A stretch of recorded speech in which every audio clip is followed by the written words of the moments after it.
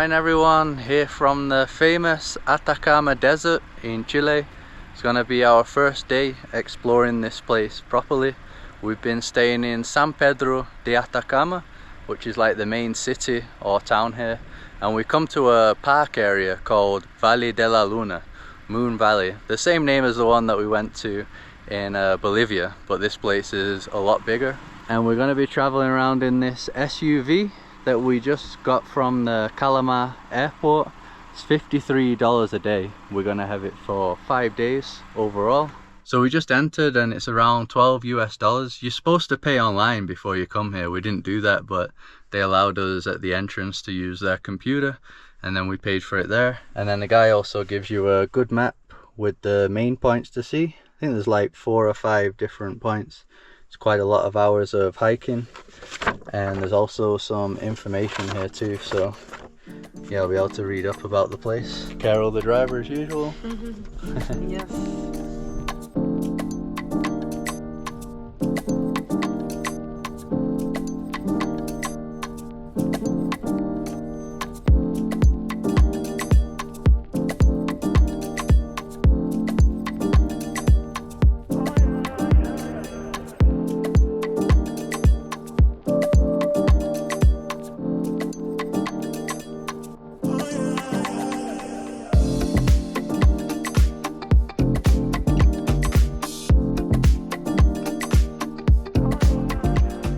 So we're going to start our first trail of the day. This one is called Duna Mayor, the largest dune, the sand dune area. Already here you can see the sand dunes. And we're starting the trek at 12, a nice time to walk in the desert. Yeah, the peak heat. But yeah, that's what we're doing today. It's not that bad though. No, the wind is quite nice. We're not feeling that hot, so should be nice. Yeah, I asked the guy at the entrance if it's hot and he said no because of the wind. It's quite a cool wind because we're still at pretty high elevation around here, so yeah, it's gonna be fine. And on the leaflet that we received at the entrance, it said that the formation of this place began 33 million years ago. That long ago. And the Atacama Desert is the driest non-polar desert in the world. It's supposed to be about 330 clear days there, clear sky days. As you can see, absolutely 0 clouds. None at all. We haven't actually seen any clouds since we've been here. Been here 3 days. Just like England. Just like England. No clouds whatsoever, no rain.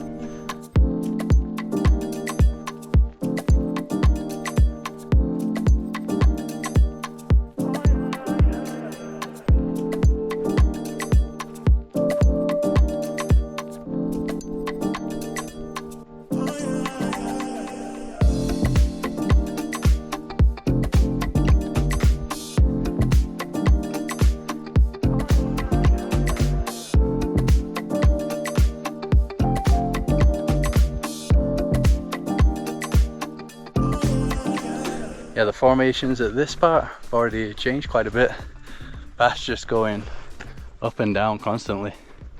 We saw 2 signs for 2 viewpoints, so yeah, I think there's just 2 viewpoints here. We're going to the first one right now, that I guess is at the end over there. Our lips have been very dry, so like my lips are actually splitting, which doesn't happen very often. Happens a lot to Carol. Yeah, everywhere. When it's cold or a little bit dry, I already get bad lips, but here it's even worse. And my lip balm is almost over. You've been using it so much. Yeah, it's really, really dry here in Atacama and also in Uyuni. Alright, so this is Mirador Uno. Really spectacular. You can see these white areas here. I think it's salt, because you also get salt here, like the salt flats, just like in Uyuni. And there are the big sand dunes. One back there as well, huge sand dunes. So in the leaflet it also said that the sand dunes just comes from erosion of the rock and all the wind. There's a little desert shelter here. I think it's made out of dry mud, just like a lot of the places in San Pedro de Atacama. Yeah, that is mud. A tire seat.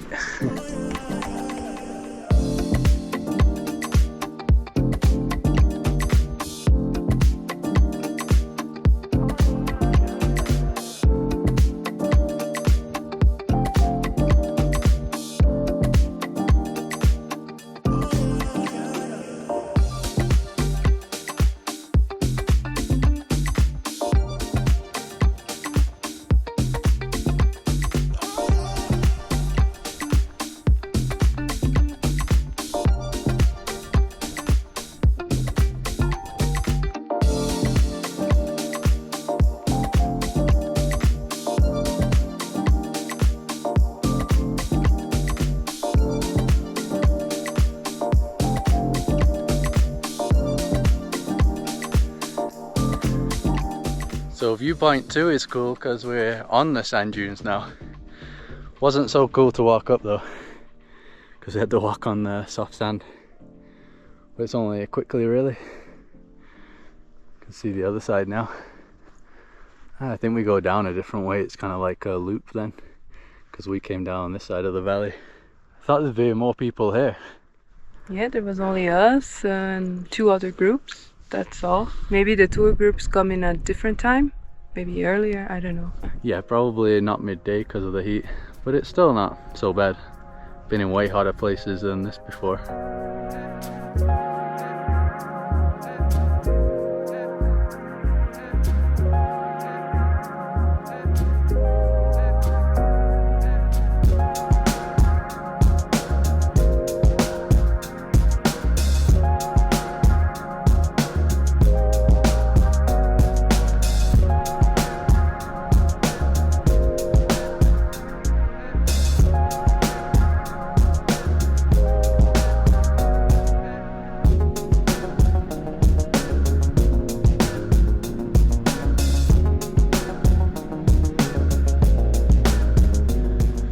Doing the second trail now. I think it's called Achates. I'm not sure how you pronounce it properly. So at this part we're closer to the white parts. There is a salt mine around this area. And here you're not allowed to use the drone anywhere. We've barely been able to use the drone anywhere on this whole South America trip. Even in a lot of places in Peru, Bolivia, you're not allowed to use the drone. So yeah, I don't even remember how many times I've flown it, probably like 2 or 3 times in over a month. That's happening across the world though, isn't it? They're kind of like banning them now. Yeah, it's getting harder and harder to fly. And in Bolivia we got the permit from the government, but even if you have the permit, each park has its own laws and rules, so you never know.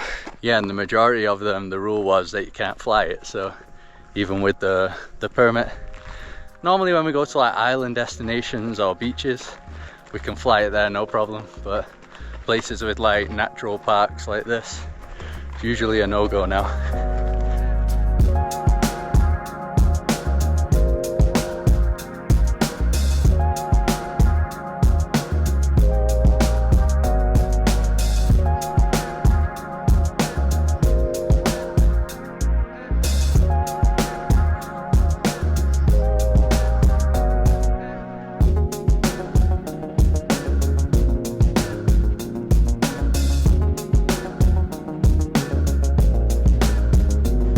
So there are many other valleys like this though. I think some are even for free in the Atacama desert, but this is one of the most famous ones around here. And the Atacama desert is used by space agencies like NASA to test out equipment, since the conditions are quite similar to other planets. Carl's messing around with the rocks, the white rocks. You can definitely see though why it's a good place to test out space equipment.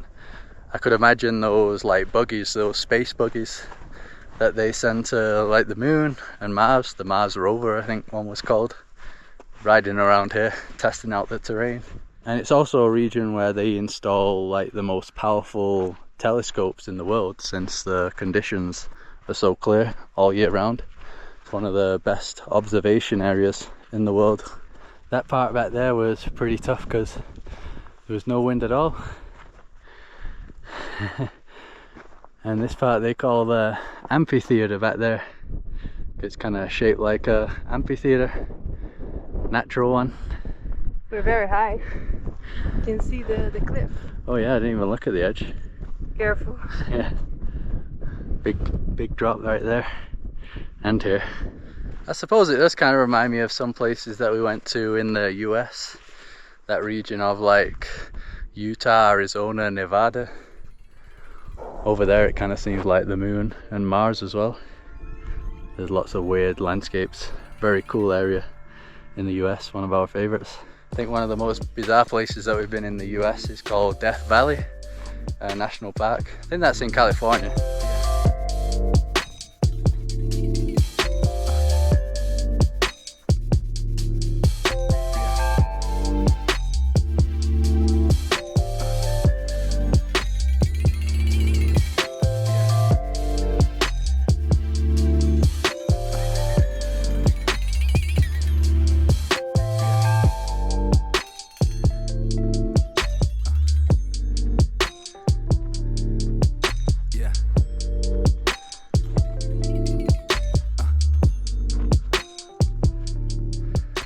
Wow, so we're even higher now on the trail. That was the first trail that we did over there on the dune. That's where we were walking across there, that ridge. Yeah, the views are definitely better on this one. Ah, look at that. I bet a lot of people don't even know that South America has views like this, places like this. I knew about the places in Bolivia that we visited in the Atacama Desert, but yeah, only once I arrived I realized just how big these areas are. I didn't realize they were so gigantic. Such a huge area looking like this. And from pretty much all the viewpoints, we can always see the volcano, the one that we passed when we were crossing from Bolivia. I think Volcano Lincabu, something like that. Yeah, so all behind these mountains here is Bolivia. So we're still very close to Bolivia. Get some final views before we head down. Another sand dune on this side, isn't there? Mm-hmm. Behind Big you. One.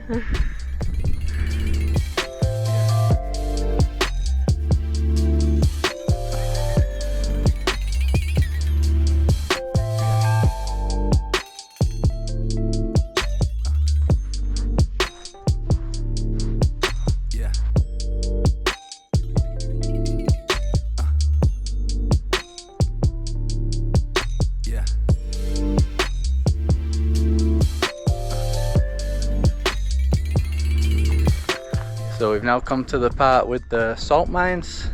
These buildings here, the ruins, that's what it showed in the leaflet too.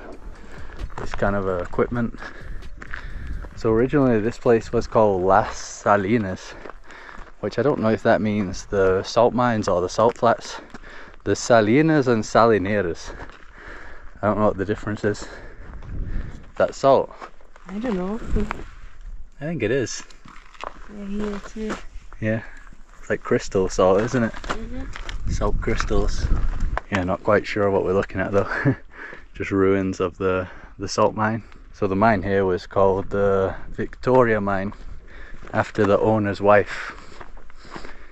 The Carolina mine. Got some more leftover equipment. Oh yeah, even these walls. It looks like salt crystals. Try it out to see if it's salt. Look it. Got like prison windows here. Let me out. Really does look like snow though, because when we saw the salt areas in Bolivia, it was just flat on the ground. It wasn't like going up the mountainsides like here. So it's pretty cool. It feels like we're in the snow. Yeah.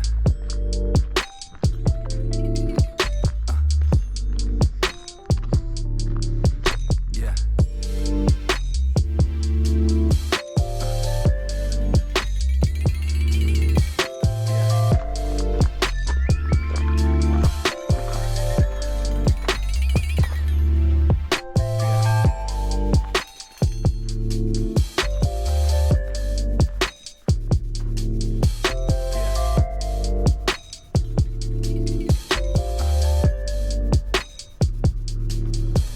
So I think this is going to be our last stop in this place.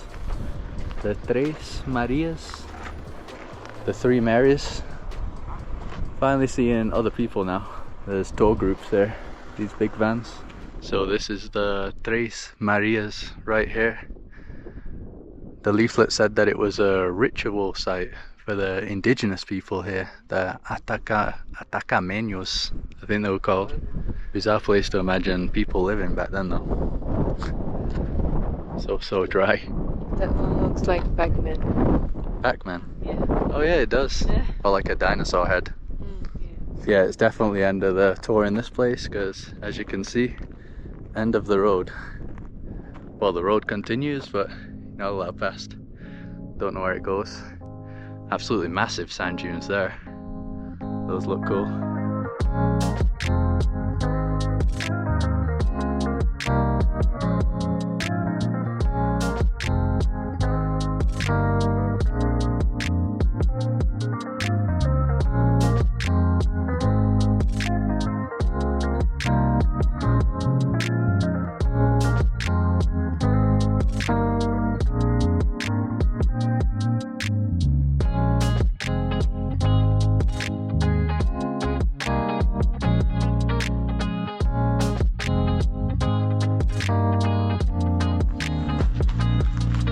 So we're in the center of San Pedro now, looking for a place to have a late lunch.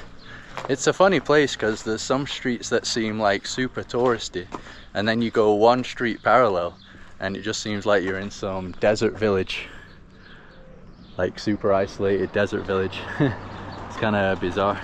The only pain is just how dusty it is. Every time a car goes past, loads of dust goes in your eyes. Probably the most dustiest place we've ever been so far to walk around, because there are quite a lot of cars passing all the time, and sometimes wind too. So the main thing that we've really liked is that everything is made out of mud pretty much, the adobe style. So definitely a real desert vibe here. So the first place we come across, Restaurante Barros, and that's like the menu of the day, 7,000 pesos. Postre, is that like dessert? Yeah, so like the soup or salad, then the main dish, and the postre. I think that's a good price. Yeah. Looks cool inside too. Natural. Well, that sucks. So we sat down and then the lady came and said the whole place has no water. Not just that restaurant, everywhere. So don't know if that's going to be a problem somewhere else. So they said they're not serving food right now, unfortunately. So we found a place. A lot of the places here were actually closed, maybe because of the same issue. But they also have the same menu of the day deal, 7,000. So that's pretty good. Cool place as well, the style. Kind of similar to the other one. Overall, a lot of the places here have a nice layout. Yeah, the restaurants and cafes are really like trendy and like desert vibes. Really nice. So far here in Chile, they've always given us like a little starter. I think every restaurant, right? Mm-hmm. And the tomato sauce spread. Yeah. Yeah, so I think that's always for free too. They don't charge you for it. So for my menu of the day order, I got a salami pizza for a starter. Don't usually have pizza as a starter. It's pretty good. Pizza's good too. Good food so far. So it's a good job that the starter was quite big, because the main course isn't that much food really. Pretty thin piece of meat. I went for the churrasco, the barbecue. The cows looks really interesting.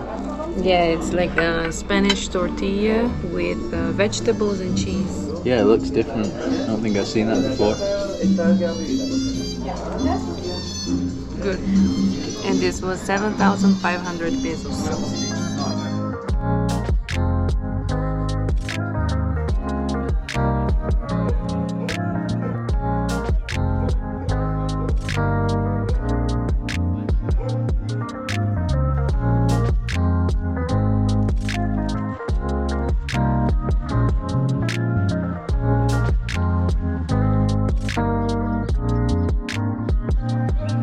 So we've come to what I think is the main little square of San Pedro. Really nice and laid back here. There's like an old church over there, some colonial buildings, and that's kind of different. This one has a mud roof. I don't think we saw mud roofs on the other places that we've seen so far. Yeah, so it seems like a nice hangout spot. Lots of doggos. Yeah, nice hangout spot for the dogs to take a nap.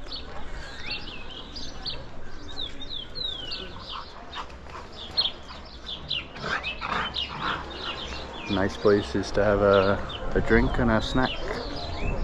So we're just gonna make our way back to the car now, because we're gonna go to that sunset point that was included in the ticket of Valle de la Luna.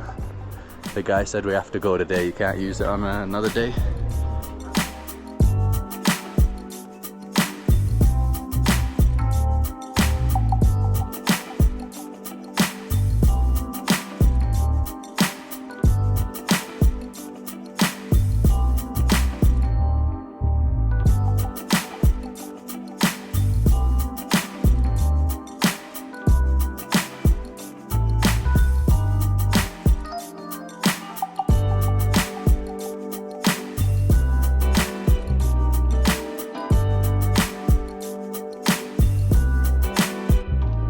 So we get access to two viewpoints, it turns out. This one is called Mirador Coyote, which I guess is coyote, I'm not sure. Yeah, basically great views anywhere you look around here. So during the day we were in there somewhere. No idea whereabouts though. So even on the way to these viewpoints we saw many people stopping on the side of the road, parking. People that don't have access to this part, I guess, the free option. Like the Grand Canyon. Yeah, really, really beautiful. Ah, nice. So from Mirador Coyote, you get some views of San Pedro too. Get a bit of both San Pedro and Valle de la Luna. Hat's gonna blow away. Yeah, I gotta hold it all the time. Yeah, the moment the sun goes down, the temperature starts to drop extremely quickly.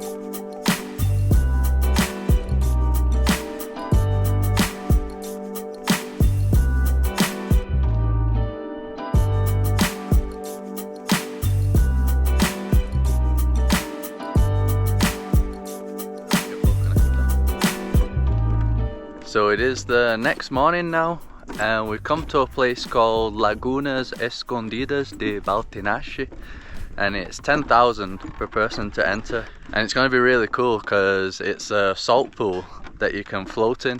This is one of the less popular ones. I think there's another one that the majority of the tours go to, so that's why we came here. Once again, absolutely in the middle of nowhere. So it took about an hour and 20 minutes to get here from the town. On Google Maps it'll say that it takes 55 minutes, but the road's really bad and you can't go that fast, so yeah, it took us quite a bit longer. You need a good car. So I think there's 7 lagoons overall, but you can only swim in one of them, so we're gonna check them all out. Looked really cool here, these rocks. Check it out, really unusual. The shapes, the ground's like that all the way, bizarre.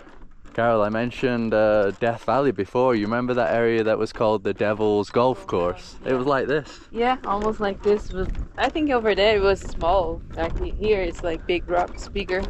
Yeah, but it was kind of like this shape. Probably noticed I got the trim too, the haircut. I actually cut it myself last night. It's probably uneven, but since my hair is kind of wavy and curly, you can't really tell. It took 3 hours for you to do it. I should show them the scissors that I used to cut it. Because of the bad scissors, but it looks good. I like it. Feeling fresh.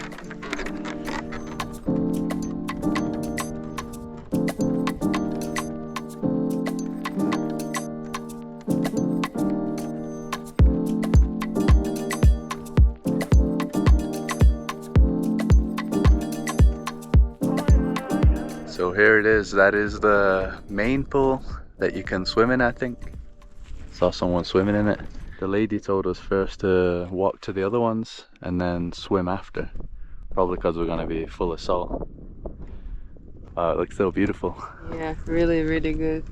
And it's big, not like the ones we swam in Egypt. Those ones were smaller, this is like a big one. Yeah, absolutely beautiful. I don't know if this counts as one. There's quite a few different pools. Yeah, this one looks amazing, but no swimming allowed in this one. Once again, it really looks like snow, like an ice pool.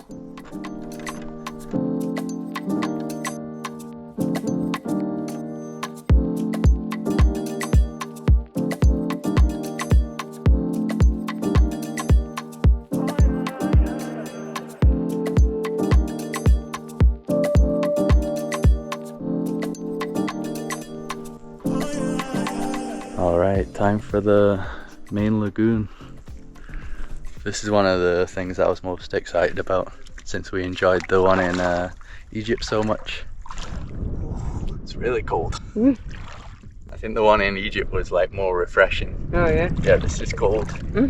Alright, time to float.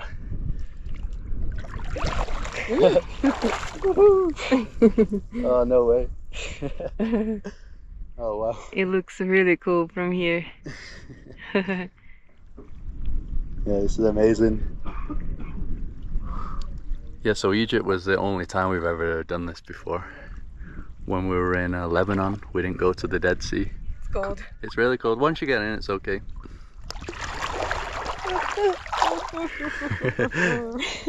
It's cool. I like this. I think the guy said that it's warmer in the middle. Okay. Maybe we should float over there. Float together. Wow. I think it's really deep. This one? Yeah, I cannot see the ground. Yeah, let's see if it does get warmer or not. Oh man, this is chilling though. Good way to chill out and just float around. I read online that the salt content in here is more than the Dead Sea, so yeah, you will be floating more. I think the one in Egypt was more too. It's warmer here, Carol. Yeah. I don't know, there's some moments that there's like a cold current and then a warm current. It's hard to stay like this. Yeah, don't go on your front. That doesn't work.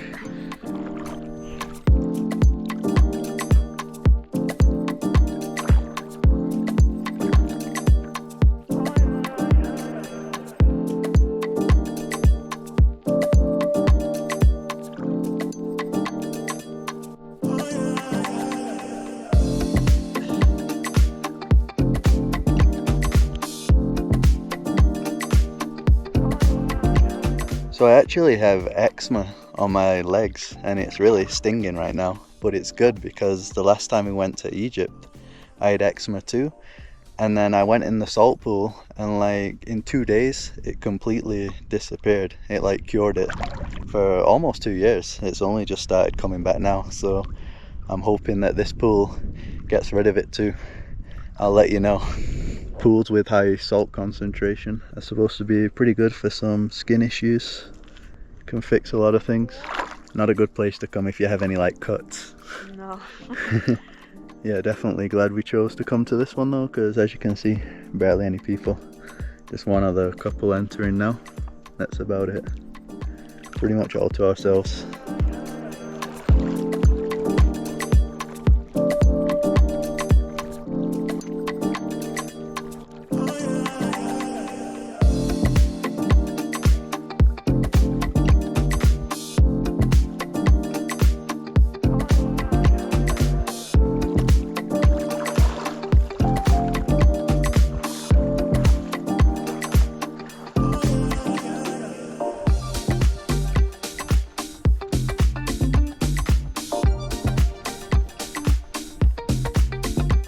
So just like in Egypt, we're completely covered in salt now.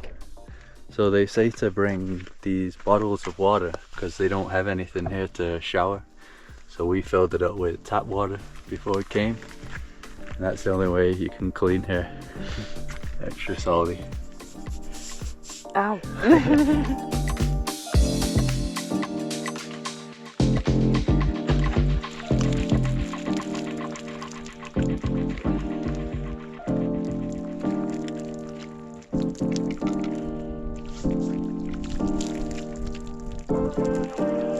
So that's going to be it for our first video here from Chile.